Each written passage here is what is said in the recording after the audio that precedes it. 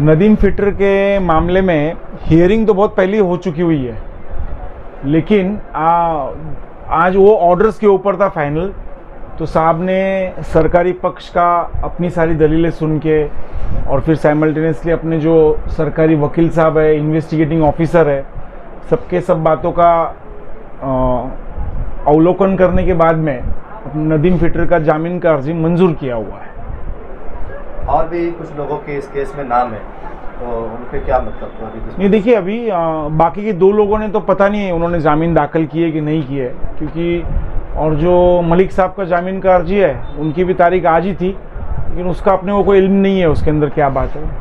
और जो बाकी के आरोपी हैं तो उनके वकील दूसरे हैं क्या? जी हाँ, ब्याह चिंते हाँ, उनके वकील सब अलग है। कोर्ट को क्या बताया है कोर्ट ने जामीन दी? ये देखिए, मेन जो ऑर्डर आया हुआ है सामने, उसके अंदर जो अपन ने सारी दलीलें रखी थी, तो उसमें से जो अहम दलील जो थी, तो साहब ने उसके अंदर ऐसा दिया हुआ है, क्योंकि जो पुलिस का जो जवाब था उसके अंदर ऐसा लिखा था कि हम लोग बहुत जल्द चार्जशीट दाखिल करने वाले हैं। तो कोर्ट ने ऑर्डर में पहली बात वही ली है कि अभी ये जो गुनाह है इसके अंदर नदीम की तरफ से कुछ मिलना नहीं है, कुछ इन्वेस्टिगेशन में उसकी मदद चाहिए, ऐसा कुछ काम बचा हुआ नहीं है, सिर्फ चार्जशीट फाइल करनी है। तो चार्जशीट फाइल करने के लिए उसको जेल के अंदर रख के कोई मतलब नहीं बनता है। तो ये एक अहम मुद्दे के ऊपर जामीन मंजूर की है। अपन ने इसके अंदर 6 से 7 बड़े बड़े ऑनरेबल सुप्रीम कोर्ट के, ऑनरेबल मुंबई हाई कोर्ट के जजमेंट्स दिए थे अपन ने। साहब ने वो सारे जजमेंट्स का जिक्र किया हुआ है उसके अंदर, और उसके अंदर जो जजमेंट्स में लिखा हुआ है कि जैसे बेल इज़ अ रूल और जेल इज़ अ एक्सेप्शन, यानी बहुत अपन बोलते हैं ना, सीरियस और संगीन मामलों में जेल में रखना चाहिए, जिसमें अगर आपने कोई मर्डर किया हो, कुछ ये हो।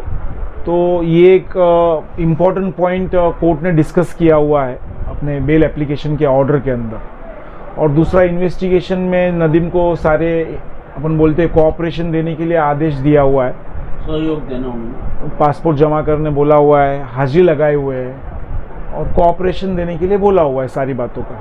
सर, बहुत सारे केस में देखने में आता है कि हम आर्गुमेंट का हवाला तो देते हैं, कानून भी कहता है कि बेल राइट्स है, अधिकार है, जी, जेल नहीं। लेकिन बहुत सारे केसेस में जहाँ बेल राइट्स भी रहता है, अधिकार रहता है, लेकिन फिर भी बेल नहीं होता। बोलो।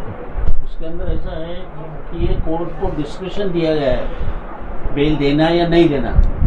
केस लॉ तो बहुत आ रहे हैं कि ज़्यादा वक्त तक आरोपी को अंदर रखना नहीं है, ऐसे बहुत केस लॉ आ रहे हैं। लेकिन वो कहता है कि सुप्रीम कोर्ट और बॉम्बे हाई कोर्ट है।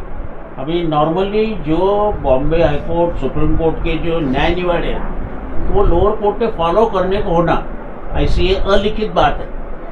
बहुत से केस लॉ ऐसे आते हैं। लेकिन भाई ऐसा है कि अपन पूछ नहीं सकते साहब को कि भाई तुमने ये क्यों डिस्कस नहीं किए, तुमने वो क्यों नहीं किए।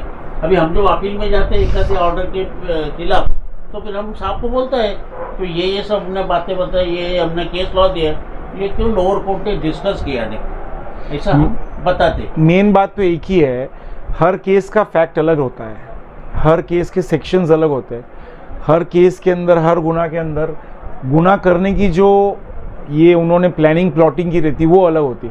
तो ये एक कोई ऐसा कोई जैकेट फार्मूला नहीं है कि गुनाह करो जेल में मत रखो, जामीन पे छोड़ दो, ऐसा नहीं होता। हर एक सेक्शंस क्या है, कितना उसने इसके पहले उसका हिस्ट्री क्या है, तो सब बातों का ध्यान रख के फिर ऑनरेबल कोर्ट ऑर्डर्स पास करते हैं ना। और कितना सहभाग है आरोपी का, ये भी कोर्ट देखती है। अगर कुछ उसके खिलाफ एविडेंस ही नहीं रहा, कुछ भी नहीं रहा, उसका सहभाग जो उन्होंने अभी ये किए नहीं, आयो ने बताया नहीं, तो फिर उसका फायदा आरोपी को मिलके उसका ये हो जाता, बेल की ऑर्डर हो जाती।